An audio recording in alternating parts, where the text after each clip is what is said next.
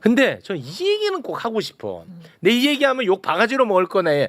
알고 있습니다만 이 얘기는 하고 싶어요. 우리가 강선우 후보자가 장관이 돼야 되냐 되지 말아야 되냐라는 논의를 할 때 강선우 장관 자체에 대해서만 우리가 판단하면 되는데 이런 식 있죠.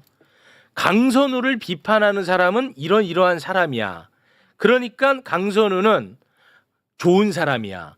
이런 세상에 이런 논리가 어디 있습니까? 그 단세포죠. 아, 그게 뭡니까? 아니, 예를 들어서 국민의힘이 비판하니까 좋은 사람이야.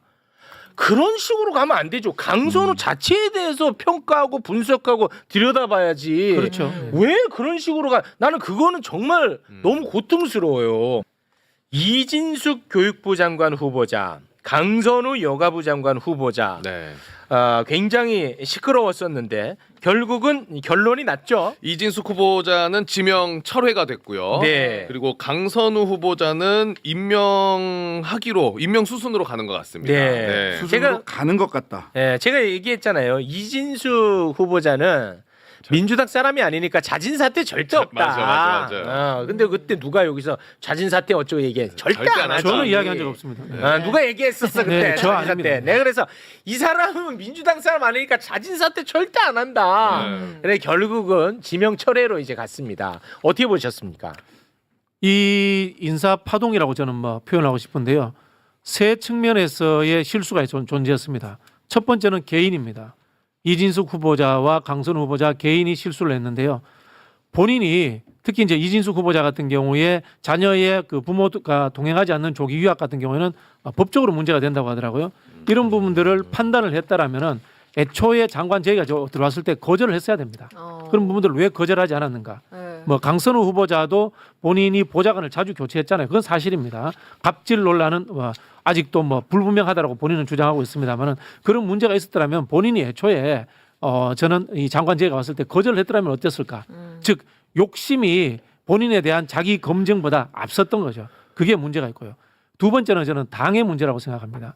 특히 강선우 후보자 같은 경우에 보좌진들이 그런 문제 제기를 했을 때 보좌진들과 소통을 하면서 그 문제점 지적한 것들을 해결하려고 했던가 아니면은 좀 더 대승적으로 구조적인 문제로서 보좌진들의 처우 개선 문제라든가 여러 가지 방법을 제안하면서 무마하려고 했던가 물론 이게 물밑에서 이루어져야 되겠죠. 그런 부분들이 있고 그렇지 않다면 반대로 강선우 후보를 설득을 해서 자진 사퇴시켜서 이 파장이 넘치지 않도록 하든가 그런 조치들을 했어야 되는데 당은 과연 그런 조치들을 제대로 했는가? 저는 그렇지 않다고 봅니다. 자 그러다 보니까 마지막에 대통령실로까지 불똥이 튄 거죠. 즉 인사권자라는 미명하에서 대통령실이 모든 것을 책임지는 상황으로서 개인과 당이 저는 몰아버렸다라고 그렇게 말씀드리겠습니다. 마지막에 우상호 수석이 말씀하시는 거 보시면은 당에서 의견 모아왔다는 거 아닙니까? 네. 무슨 의견 모았겠어요? 뭐 제가 냉정하게 말씀드릴게요. 의원들이라는 동료의식이 작동했을 겁니다. 그리고 또 한편으로는 이 사실 강선우 후보가 장관에서 낙마하면요 정치적으로도 엄청난 위기를 맞게 될 겁니다. 그런 읍소가 저는 당 주위에서 대통령실에 있었을 거라고 봅니다. 네. 그런 부분에서 인사가 있었을 때마다 저는 늘 느끼는 건데요. 기준은 이재명 대통령과 이재명 정부의 안정과 발전을 위해서지 개인의 영달과 그다음에 출세욕이 우선시되어서는 안 된다라는 원칙을 좀 정했으면 좋겠습니다. 네. 뭐 말씀하신 것 중에 이제 조금 받아들이기 좀 어려워하는 대목이 있어서 제가 요것만 좀 정리하겠습니다. 그 보좌관 교체 빈도에 대해서는 뭐 다른 국회의원들과 비교했을 때도 막 그렇게 튀는 수준은 아니다. 그런가요? 예, 뭐 그런 데이터가 통계마다 있습니다. 조금 다르긴 해요. 통계마다 조금 그런 게 있습니다. 조금 달라. 네. 저는 이진숙 이진숙 후보자에 대한 지명철에 참 잘하셨다라고 생각을 합니다.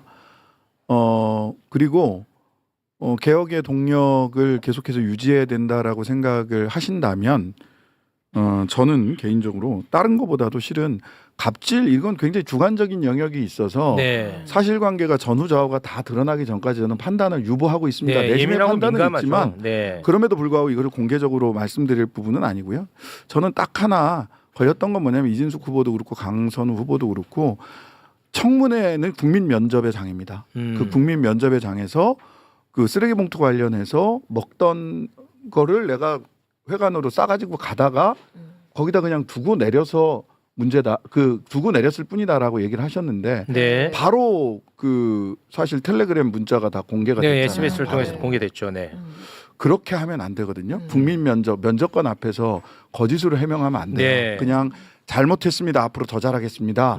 라고 했으면 어땠을까? 그렇다면 이렇게 되니까 프레임이 어떻게 짜지냐면 오늘 아침 뭐 조선일보나 이런 데는 뭐 표절은 안 되고 갑질은 안고 간다라든지 또는 제 식구 감싸기다라든지 네. 이렇게 프레임이 짜진단 말이에요. 그 네. 부담을 대통령에게 다 갖게 하지 말고 네. 저는 강선우 의원께서 후보자께서 스스로 거취를 정돈하는 그런 결단을 해야 될 시점이 아닌가라고 하는 생각도 해봅니다. 사실 네. 이런 말씀 드리기도 굉장히 어려워요. 동료 의원이기 때문에 뭐 아까 동료 의원 의식이라고 하는데 네. 사실 또 국회 가면 오늘도 가서 얼굴 마주 대할 수 있거든요. 네. 무척 어렵지만 저는 좀 본인 스스로가 판단을 하시는 때가 된 게 아닌가 해야 될 때가 된 게 아닌가 이런 생각도 해봅니다. 네. 예.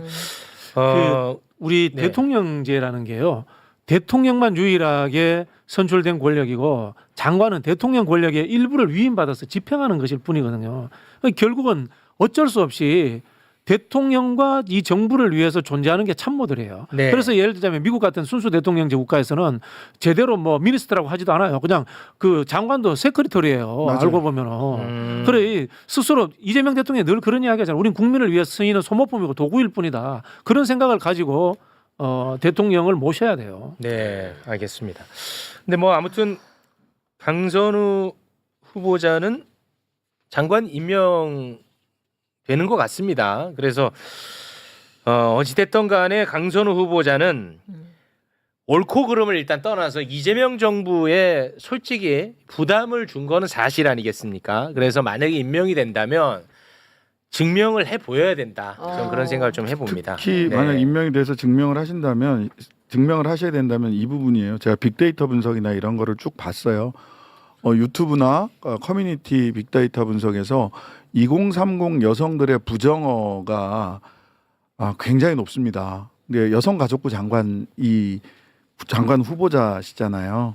그러면 2030 여성들이 갖게 된 이 마음 이게 사실이든 아니든 간에 어쨌든 네. 그렇게 보였단 말이죠. 네. 이것을 어떻게 수습할까, 이것을 어떻게 다시 마음을 얻을까에 대해서 정말 분골쇄신 하셔야 될 겁니다. 네, 알겠습니다. 정말 큰 부담을 주게 될 수 있어요. 2030 여성들을 그 소위 빛의 혁명의 주인공들이었잖아요. 응원봉을 들고 나왔던. 네. 예. 근본적인 질문도 하나 하고 싶은 게요. 길게 하시네 이 부분. 왜냐면요. 저도 이제 맺힌 게 있는데 이재명 정부의 장관들도 외국 유학 갔다 오고 재산 많고 경력 관리 잘 되고 꼭 그런 사람이어야 되는가? 아니 그러면 어때? 그거는. 그럼 어때도 맞아요. 네. 그럼 어때도 맞는데 그렇지 않은 사람들 중에서 평소에 우리가 정치 엘리트를 양성하고 키우고 왜 못했던가? 뭐 그런 부분들에 대해서도 중장기적인 고민을 좀 해봐야 된다고. 그래도 뭐 봅니다. 김경은 장관도 있으니까. 너무 또 그렇게 그 청렴 아니 청렴을 이야기하는 게 아니고요. 네. 좀 달라야 된다는 거죠. 너무 청년 강박으로 갈 필요는 없어 보입니다. 저는 개인적으로 그렇게 생각해요. 뭐 예를 들어서 벤틀리 타고 다니는 장관도 저는 가능하다. 벤틀리 있으시구나. 네, 네. 아니 나는 없어. 나는 없어. 제육 벤틀리설? 아니 나 없다고. 롤스로이스 타고 일 잘하면 된다. 나는 그런 입장입니다. 맞아요. 롤스로이스를 훔치지만 않았다면 예, 너무 그쪽으로 갈 필요는 훔치지만 없어요. 않았다면. 예, 훔치지만 않았다면 주가 조작만 안 했다면 네. 저는 뭐 그건 뭐 그치. 상관없다고 보는 입장입니다. 네. 네. 내란 선동만 안 했다. 내란 손도 안 돼. 그거 안 돼. 저는 그 강선우 후보자가 장관을 해도 되느냐 안 되느냐 솔직히 말하면 저는 제 판단이 잘 안 서요. 맞아요. 저는 솔직히 왜냐하면 갑질 관련해 가지고도 제가 판단할 수 있는 많은 자료가 없어요. 근데 전 이 얘기는 꼭 하고 싶어. 근데 이 얘기하면 욕 바가지로 먹을 거네. 알고 있습니다만 이 얘기는 하고 싶어요. 우리가 강선우 후보자가 장관이 돼야 되냐 되지 말아야 되냐라는 논의를 할 때 강선우 장관 자체에 대해서만 우리가 판단하면 되는데 이런 식 있죠. 강선우를 비판하는 사람은 이러한 사람이야. 그러니까 강선우는 좋은 사람이야. 이런 세상에 이런 논리가 어디 있습니까? 그 단세포죠. 아니 그게 뭡니까? 아니 예를 들어서 국민의힘이 비판하니까 좋은 사람이야. 그런 식으로 가면 안 되죠. 강선우 자체에 대해서 평가하고 분석하고 들여다봐야지. 그렇죠. 왜 그런 식으로 가? 나는 그거는 정말 너무 고통스러워요. 아까부터 계속해서 어떤 뭐 무슨 협회 얘기를 하면서 야 걔네들이 비판한다. 걔네들을 좀 살펴보거나 방송해라. 저 다 봤어요. 강선우 자체에 대해서 평가하고 분석해야지 왜 얘네들이 뭐 이낙연계가 비판하니까 강선우는 좋은 사람이야.